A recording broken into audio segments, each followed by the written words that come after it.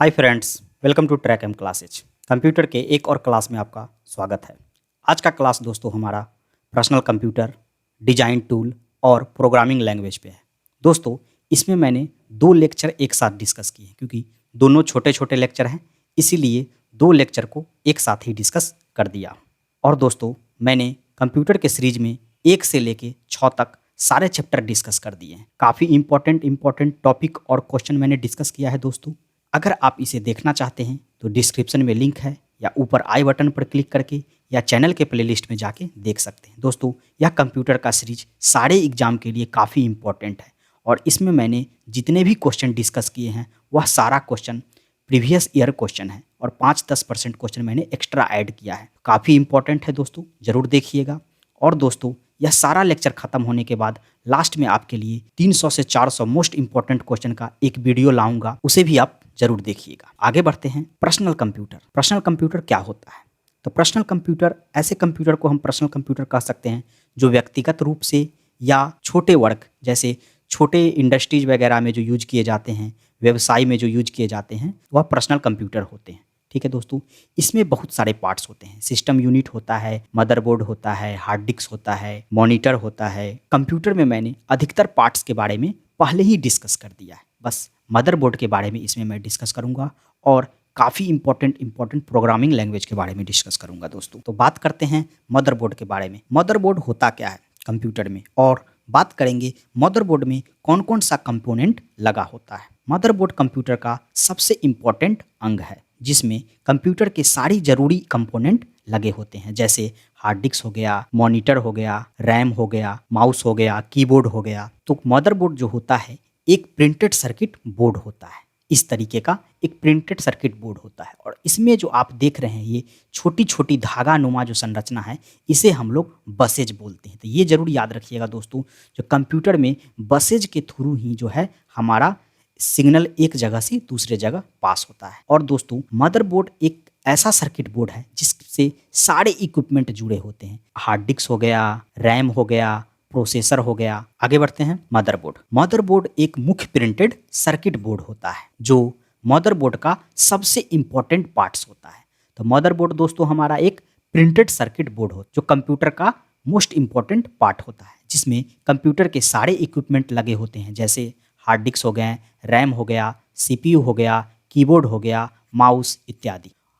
और यह प्लास्टिक का बना एक सर्किट बोर्ड होता है जिसमें मेटल यानी धातु द्वारा निर्मित महीन धागों के समान संरचनाएं होती हैं। और इस मेटल संरचना को क्या बोलते हैं दोस्तों? बसेज बोलते हैं। तो इस बात को आप जरूर याद रखिएगा। ये महीन महीन धागा नुमा जो आप संरचना देख रहे हैं, ये सारे संरचना को हम बसेज बोलते हैं और इसी के थ्रू जो है एक जगह से इलेक्ट्रिकल सिग्नल दूसरे जगह पास करता है। जो बसेज हमारा क्या काम करती है? विभिन्न संकेतों यानी इंस्ट्रक्शन या डाटा को आदान प्रदान इलेक्ट्रिकल प्रवाह के रूप में करती है। तो याद रखिएगा दोस्तों सारे इंपॉर्टेंट पॉइंट। आगे बढ़ते हैं, बात करते हैं प्रोग्रामिंग लैंग्वेज के बारे में, यानी प्रोग्रामिंग भाषाएं के बारे में। तो प्रोग्रामिंग भाषा कंप्यूटर को निर्देश यानी इंस्ट्रक्शन देने तथा इच्छा अनुसार कार्य करवाने का एक माध्यम है। यह एक कृत्रिम भाषा है यानी आर्टिफिशियल लैंग्वेज है, जिसे कंप्यूटर को एक निश्चित क्रमानुसार चलाने का काम करने के लिए प्रयोग में लाया जाता है। दोस्तों जैसे मैं कोई कमांड देता हूँ, कोई एडिशन मुझे करना है 2+2, तो ये सारे हमारे एडिशन हो गए, सब्ट्रैक्शन हो गया, या कोई भी काम जो करना है कंप्यूटर के थ्रू, तो वह सारा हमारा प्रोग्रामिंग लैंग्वेज के थ्रू ही होता है। या कोई भी चीज़ डिजाइन करना है या किसी चीज़ के बारे में डेवलपमेंट करना है, तो वह सारा हमारा प्रोग्रामिंग लैंग्वेज के कारण ही होता है। और दोस्तों यह दो प्रकार के होते हैं, एक निम्न स्तरीय भाषा यानी लो लेवल लैंग्वेज, और एक होते हैं उच्च स्तरीय भाषा यानी हाई लेवल लैंग्वेज। और दोस्तों निम्न स्तरीय भाषा यानी लो लेवल लैंग्वेज दो प्रकार के होते हैं, एक मशीनी लैंग्वेज होता है और एक असेंबली लैंग्वेज होता है, याद रखिएगा। और उच्च स्तरीय भाषा यानी हाई लेवल लैंग्वेज जो होते हैं, जितने भी प्रोग्रामिंग लैंग्वेज हैं वह सारे हाई लेवल लैंग्वेज हैं, जैसे C++, जावा, पाइथन, ये सारे जो हैं हाई लेवल लैंग्वेज हैं। तो सबके बारे में दोस्तों डिटेल में हम लोग डिस्कस करते हैं। तो सबसे पहले डिस्कस करते हैं मशीनी लैंग्वेज यानी मशीनी भाषा के बारे में। यह कंप्यूटर की आधारभूत यानी बेसिक लैंग्वेज है तो कंप्यूटर का बेसिक लैंग्वेज कौन सा है दोस्तों? मशीनी लैंग्वेज है। काफ़ी बार एग्जाम में क्वेश्चन पूछा गया है, जो कंप्यूटर का बेसिक लैंग्वेज यानी आधारभूत भाषा कौन सी है, तो वह मशीनी भाषा यानी मशीनी लैंग्वेज है। और यह 0 और 1 के प्रयोग से बाइनरी कोड में लिखा जाता है। तो एक बात और याद रखिएगा दोस्तों, मशीनी लैंग्वेज जो लिखी जाती है वह बाइनरी फॉर्म में ही लिखी जाती है, यानी 0 और 1 के फॉर्म में ही लिखा जाता है। और यह कंप्यूटर प्रोग्रामिंग भाषा है जो कंप्यूटर द्वारा सीधे समझी जाती है। तो मशीनी लैंग्वेज एक इस प्रकार की लैंग्वेज है जिसको कंप्यूटर जो है सीधा समझ लेता है, उसको अनुवाद करने की यानी ट्रांसलेट करने की आवश्यकता नहीं होती है। तो इस बात को याद रखिएगा। इसी के विकास में इसी का जो एडवांस जो है असेंबली लैंग्वेज का विकास किया गया, क्योंकि मशीनी भाषा को लिखने में, मशीनी लैंग्वेज को बाइनरी फॉर्म में लिखने के लिए काफ़ी ज़्यादा परेशानियों का सामना करना पड़ता था। इसीलिए है जो असेंबली भाषा का यूज किया गया, असेंबली भाषा का आविष्कार किया गया। तो मशीनी भाषा प्रयोग में आने वाली कठिनाइयों को दूर करने के लिए हम लोग असेंबली भाषा का निर्माण किए, और इसमें बाइनरी कोड का इस्तेमाल न कर अक्षर यानी लेटर और चिन्हों का प्रयोग किया जाता है, जिसे सिंबल कहते हैं। और इसमें न्यूमेरिक कोड का भी प्रयोग किया जाता है, जिसे याद रखना काफ़ी आसान होता है। दोस्तों, जिस प्रकार मशीनी लैंग्वेज में हम लोग बाइनरी कोड का इस्तेमाल करते थे, तो यहाँ पे असेंबली लैंग्वेज में जो है बाइनरी कोड का इस्तेमाल नहीं करके लेटर वगैरह का इस्तेमाल किया जाने लगा, अक्षरों का इस्तेमाल किया जाने लगा, चिन्हों का इस्तेमाल किया जाने लगा, जिससे इनपुट देने में भी आसानी होती थी और आउटपुट भी इजीली निकल पाता था। इसीलिए जो है असेंबली भाषा का यूज किया जाने लगा। ठीक है, आगे बढ़ते हैं, बात करते हैं कुछ हाई लेवल लैंग्वेज यानी उच्च स्तरीय भाषा के बारे में। तो बात करते हैं, सबसे पहली जो उच्च स्तरीय भाषा थी दोस्तों, फॉर्ट्रॉन यानी फॉर्मूला ट्रांसलेशन। तो फॉर्ट्रॉन का फुल फॉर्म क्या होता है दोस्तों? Formula translation. और फॉर्ट्रॉन जो है एक ऐसी लैंग्वेज है जिसको सबसे पहले विकास किया गया, सबसे पहले विकसित किया गया। यानी कि आपसे पूछा जाए जो पहला हाई लेवल लैंग्वेज कौन सा था, पहला प्रोग्रामिंग करने के लिए लैंग्वेज कौन सा था, तो वह कौन सा लैंग्वेज था दोस्तों?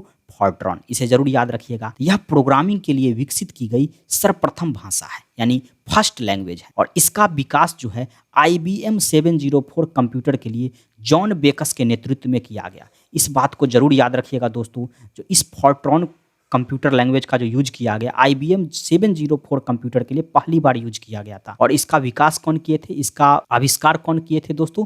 जॉन वेकस के नेतृत्व में किया गया था, जॉन वेकस ने किया था। इस बात को जरूर याद रखिएगा। और स्टार्टिंग में दोस्तों इसमें सिर्फ मैथमेटिकल वर्क ही यानी गणितीय कार्य ही और काउंटिंग के लिए यानी गणना के लिए इसका प्रयोग किया जाता था। बस ये सारे पॉइंट आप जरूर याद रखिएगा दोस्तों। आगे बढ़ते हैं, बात करते हैं नेक्स्ट लैंग्वेज के बारे में, अलगोल यानी अर्थमेटिक लैंग्वेज।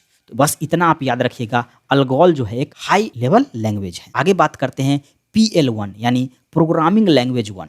इसे IBM के द्वारा विकसित किया गया। तो याद रखिएगा दोस्तों, IBM के द्वारा पहला जो प्रोग्रामिंग लैंग्वेज विकसित किया गया था, विकास किया गया था, उसका नाम PL1 था, यानी प्रोग्रामिंग लैंग्वेज 1 था। और यह एक सफल प्रोग्रामिंग भाषा है। आगे बढ़ते हैं, बात करते हैं पास्कल के बारे में। इसे निकोलस विर्थ ने विकसित किया था। उस टाइम अन्य भाषाओं में जो कमी थी उसे पास्कल द्वारा दूर करने की कोशिश की गई। यानी पास्कल से पहले जो अलगोल हो गए, फॉर्टन हो गए, PL1 लैंग्वेज का जो विकास किया गया, उसमें जो जो कमी थी उस सब को है जो पास्कल में दूर किया गया। इस भाषा में संचारित प्रोग्रामिंग तकनीक यानी स्ट्रक्चर्ड प्रोग्रामिंग टेक्निक की सुविधा प्रदान की गई और यह शिक्षण कार्यों के लिए विकसित किया गया था। याद रखिएगा दोस्तों, काफ़ी इंपॉर्टेंट है। आगे बढ़ते हैं, अगला लैंग्वेज की बात करते हैं, बेसिक लैंग्वेज की। और बेसिक का फुल फॉर्म क्या होता है दोस्तों? Beginners all purpose symbolic instruction code. इसे जरूर याद रखिएगा। काफ़ी बार आपसे जो है बेसिक का फुल फॉर्म पूछ लिया जाता है, तो उसका फुल फॉर्म होगा beginners all purpose symbolic instruction code. तो इस भाषा को जॉन जॉर्ज कैमी और थॉमस यूजीन कुर्टज ने विकसित किया था। याद रखिएगा दोस्तों, बेसिक लैंग्वेज को जॉन जॉर्ज कैमी और थॉमस यूजीन कर्टज ने विकसित किया था। और इसका उपयोग नॉर्मली दोस्तों डिजाइन के लिए किया जाता है। तो किसी भी चीज़ का डिजाइनिंग करने के लिए हम लोग बेसिक भाषा का यूज करते हैं, बेसिक लैंग्वेज का यूज करते हैं। और यह नए प्रोग्रामों के लिए सरल है तथा शक्तिशाली भाषा है। जो न्यू प्रोग्रामर हैं उनके लिए बेसिक लैंग्वेज जो है काफ़ी ईजी लैंग्वेज है। तो इस बात को याद रखिएगा। आगे बढ़ते हैं, अगला high level language COBOL language. और कोबॉल का फुल फॉर्म क्या होता है दोस्तों? Common business oriented language. तो इसे भी याद रखिएगा।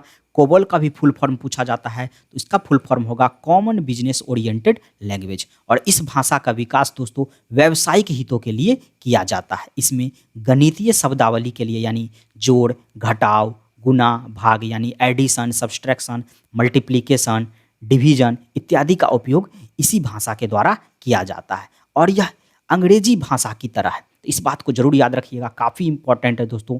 यह अंग्रेजी भाषा की तरह यानी इंग्लिश लैंग्वेज की तरह है और इसमें सर्वाधिक उपयुक्त डॉक्यूमेंटेशन संभव है। तो आपसे पूछा जा सकता है किस लैंग्वेज में सबसे ज़्यादा डॉक्यूमेंटेशन संभव है, तो वह लैंग्वेज कौन सा है दोस्तों? कोबोल लैंग्वेज है। और आगे बात करते हैं लोगो लैंग्वेज के बारे में। तो बस आप इतना याद रखिएगा, लोगो एक हाई लेवल लैंग्वेज है। आगे बढ़ते हैं, बात करते हैं most important language C language के बारे में। और इसका विकास दोस्तों डेनिस रीची के द्वारा किया गया। तो वेरी वेरी इंपॉर्टेंट है दोस्तों, सी लैंग्वेज का विकास यानी सी लैंग्वेज का डेवलपमेंट किसके द्वारा किया गया दोस्तों?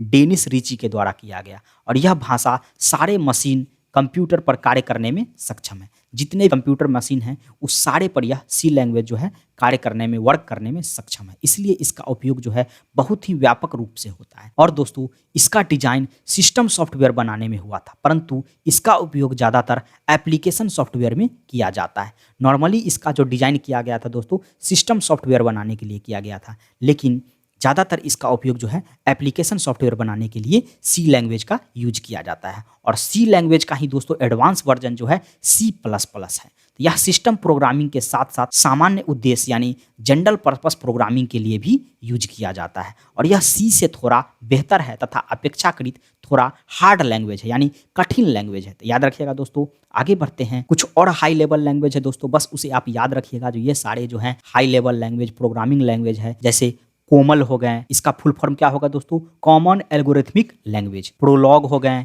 इसका फुल फॉर्म क्या है दोस्तों? Programming in logic. आरपीजी हो गए यानी रिपोर्ट प्रोग्राम जनरेटर। C# हो गए। तो ये सारे बस आप एक बार दोस्तों बस पढ़ लीजिएगा, क्योंकि कभी कभी आपसे ऑप्शन में दे दिया जाता है इसमें कौन सा है जो हाई लेवल लैंग्वेज है, कौन सा है जो मशीनी लैंग्वेज है, तो इसमें आपको कन्फ्यूजन ना हो, बस ये सारे लैंग्वेज को आप एक बार देख लीजिएगा। आगे बढ़ते हैं, बात करते हैं सबसे इंपॉर्टेंट और सबसे बेस्ट लैंग्वेज जावा के बारे में। तो जावा एक जनरल पर्पस प्रोग्रामिंग लैंग्वेज है दोस्तों। जावा क्या है? एक जनरल पर्पस प्रोग्रामिंग लैंग्वेज है और इनको सॉफ्टवेयर एंड एप्लीकेशन डेवलपमेंट के लिए इस्तेमाल किया जाता है, यूज किया जाता है। और जावा एक हाई लेवल प्रोग्रामिंग लैंग्वेज भी है, याद रखिएगा। और सन माइक्रो सिस्टम ने इसका प्रारंभ किया। इसका डेवलपमेंट जावा का किसने किया है दोस्तों? काफ़ी बार पूछा गया है। सन माइक्रो सिस्टम के द्वारा किया गया, जो कि जेम्स गॉसलिंग इसके प्रमुख डेवलपर में से एक हैं।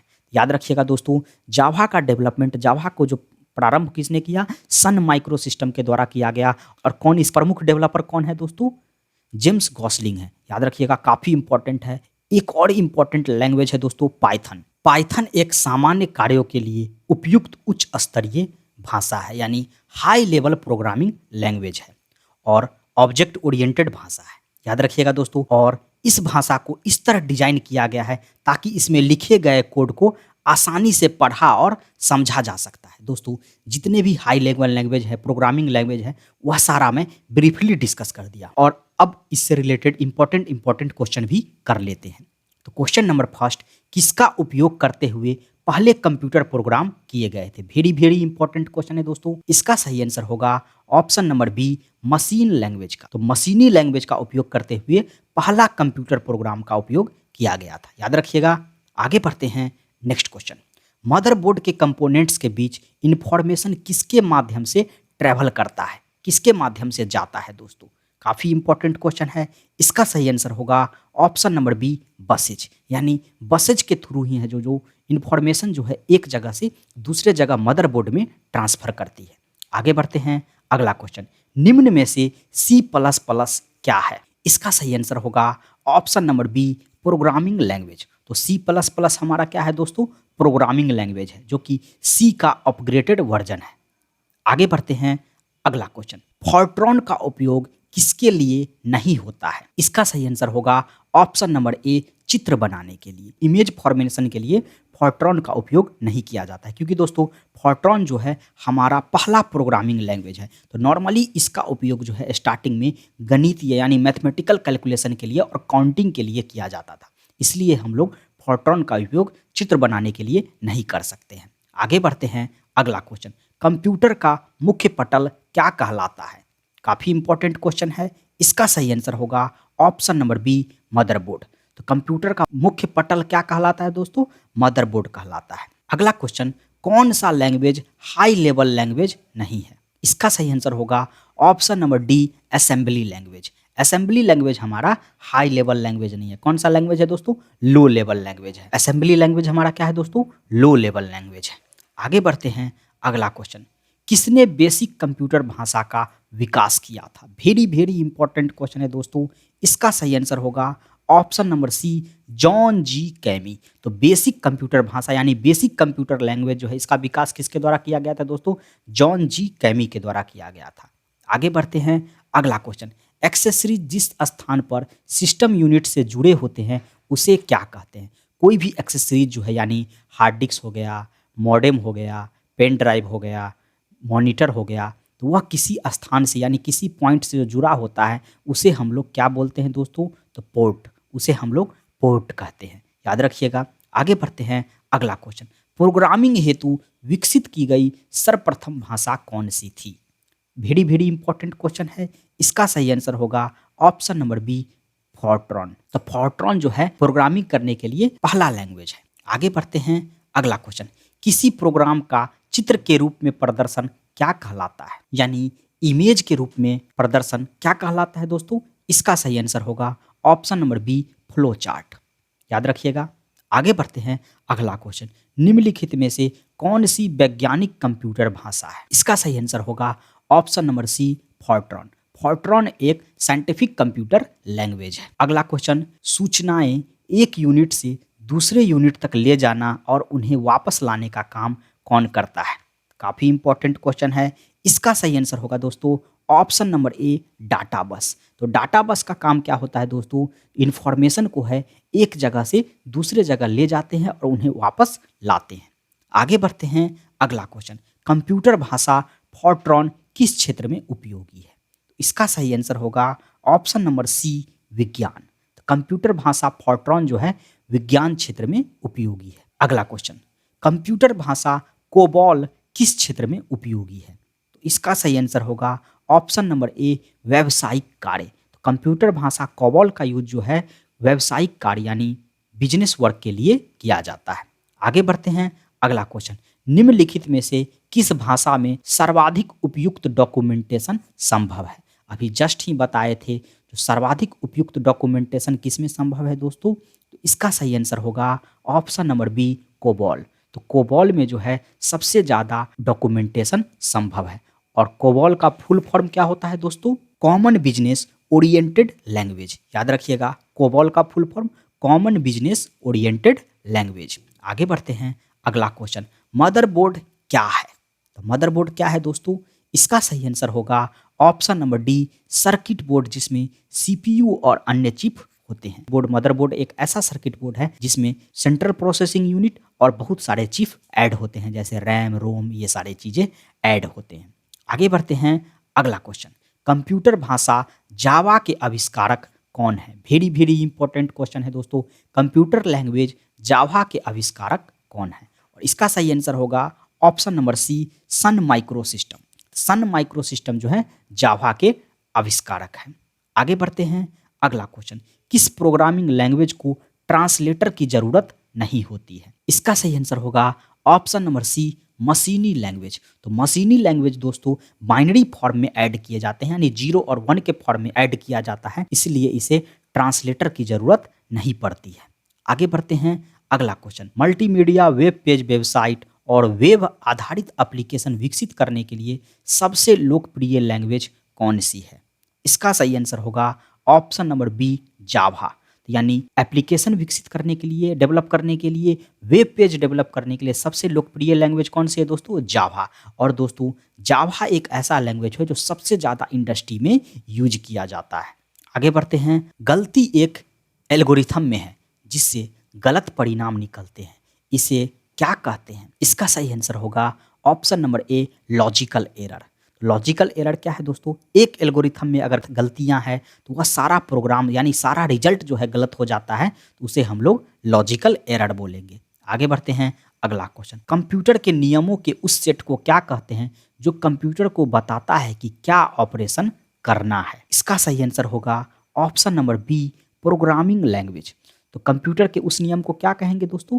प्रोग्रामिंग लैंग्वेज कहेंगे, जो कि कंप्यूटर को कमांड देता है जो हमें क्या करना है। तो वह प्रोग्रामिंग लैंग्वेज के थ्रू ही होता है। जो मान लीजिए हम कोई भी एडिशन या सब्सट्रैक्शन करते हैं तो वह सारा कमांड जो है हमारा प्रोग्रामिंग लैंग्वेज के थ्रू ही दिया जाता है। और प्रोग्रामिंग लैंग्वेज में अगर एक भी जगह गलती हो गया तो उसे हम लॉजिकल एरर बोलेंगे। आगे बढ़ते हैं, अगला क्वेश्चन। असेंबली लैंग्वेज क्या है? तो असेंबली लैंग्वेज क्या है दोस्तों? लो लेवल प्रोग्रामिंग लैंग्वेज है। लो लेवल प्रोग्रामिंग लैंग्वेज का एग्जाम्पल कौन सा है दोस्तों? असेंबली लैंग्वेज है। आगे बढ़ते हैं, अगला क्वेश्चन। मशीनी लैंग्वेज किसका प्रयोग करती है? इसका सही आंसर है option number A, numeric code का, जो कि बाइनरी फॉर्म में होते हैं। तो मशीनी लैंग्वेज हमारा न्यूमेरिक कोड का प्रयोग करती है यानी यूज करती है। आगे बढ़ते हैं, अगला क्वेश्चन। मदरबोर्ड में क्या रहता है जो मदरबोर्ड पर सीपीयू को एक दूसरे पुर्जों से जोड़ता है? तो क्या रहता है दोस्तों? मदरबोर्ड में क्या रहता है जो कि सीपीयू को एक दूसरे पुर्जों से जोड़ता है? तो इसका सही आंसर होगा ऑप्शन नंबर बी, सिस्टम बस। तो सिस्टम बस यानी बसेज के थ्रू ही मदरबोर्ड जो है एक दूसरे से कनेक्टेड होते हैं और इलेक्ट्रिकल सिग्नल जो है एक जगह से दूसरे जगह ट्रांसफर हो पाती है। दोस्तों, प्रोग्रामिंग लैंग्वेज और पर्सनल कंप्यूटर से रिलेटेड जितने भी इंपॉर्टेंट पॉइंट थे वह सारा मैं इसमें डिस्कस कर दिया। दोस्तों, अगर आपको वीडियो इन्फॉर्मेटिव लगी है, अच्छी लगी है, तो प्लीज़ लाइक सब्सक्राइब शेयर जरूर कीजिएगा। थैंक्स फॉर वॉचिंग दोस्तों। प्लीज़ लाइक सब्सक्राइब शेयर कर दीजिएगा।